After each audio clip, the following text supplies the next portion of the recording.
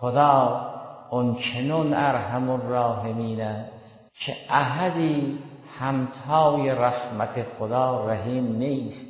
بنگرید سخن رحمت للعالمین را. در جهان امکان کسی همتای پیغمبر نه آمد و نه خواهد آمد. ذات اقدس اله پیغمبر را علیه و علی آله آلاف التحیة و الثنا به عنوان رحمت للعالمین معرفی کرد. پیغمبر طبق حدیث قدسی به ذات اقدس اله عرض کرد: پروردگارا حساب امت مرا در قیامت به عهده من قرار بده، برای اینکه ممکن است اینها در اثر تباهی محکوم بشوند و اگر امت من محکوم به عذاب شد، محکوم به جهنم شد، پیش سایر امم شرمنده می شود.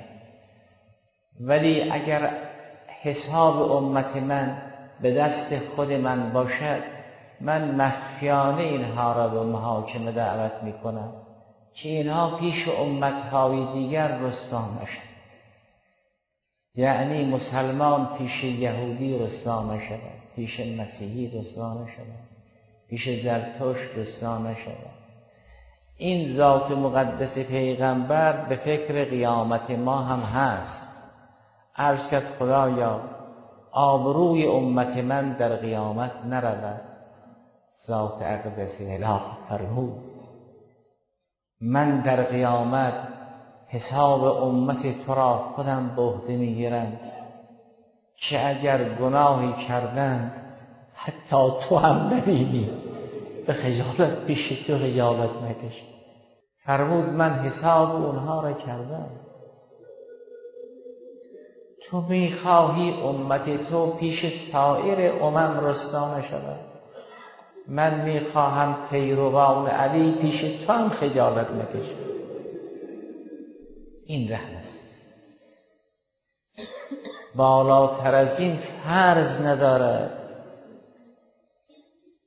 اگر خدا درباره پیغمبر فرمود تو رحمت للعالمینی، گوشه ای از رحمت بی انتهای ارحم الراحمین است. چون خدای سبحان لیس کمثله شیء است بالقول المطلق.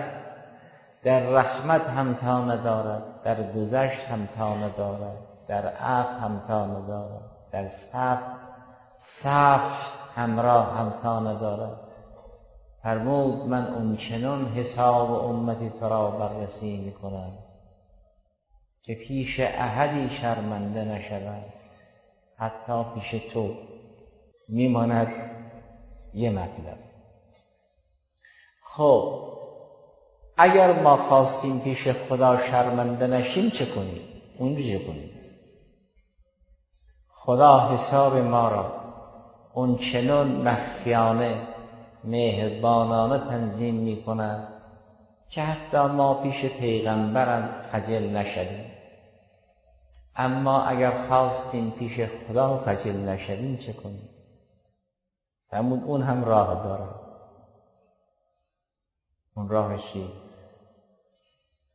چگونه خدا با ما محاسبه می کند که حتی ما پیش او هم خجل نشویم؟ این راهش چیه؟ او که همه جا حضور داره، او که به کل شیء علیم است، او که به کل شیء بصیر است. فرمود من کاری میکنم که این البته تو بخش دیگر است، نه این حدیث قدسی، که او حتی پیش منم خجل نشود.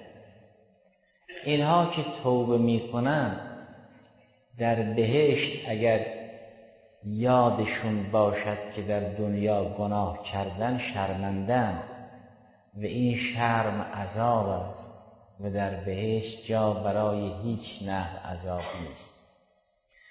ذات اقدس اله نه تنها عذاب نمی کند، اول ستار است، بعد غفار است، بعد عفو است، بعد صفاح است، بعد منسی است.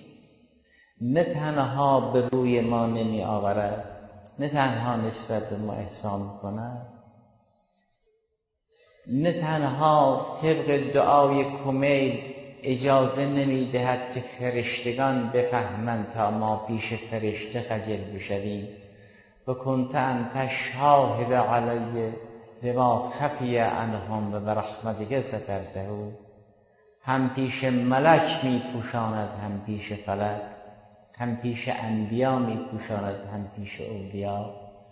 اون فرشتگانی که اصلا مأمور شدن اعمال ما را ثبت کنند، ذات اقدس اله برخی از گناهان را اجازه نمیدهد که اونها بفهمند تا ثبت کنند، تا ما پیش اونها خجل نشویم.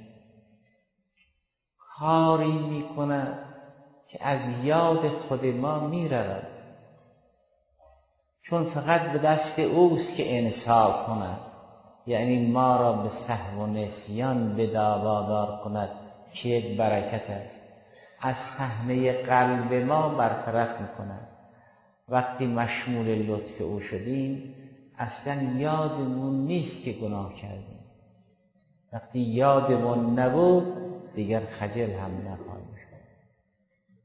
این را نه تنها سخت میگویند که از خودش که عین علم و شهود محض است، از صحنه دل ما این صفحه را ورق میزند.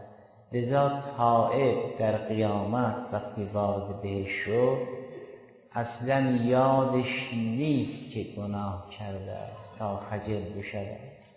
ما این رحمت بی انتها بکوشیم انشاءالله که لیله قدر بشویم و هر اندازه که در مشهد و محضر قرآن کریم بودیم علما و عملا انشاءالله به نوبه خود قدر خواهیم بود.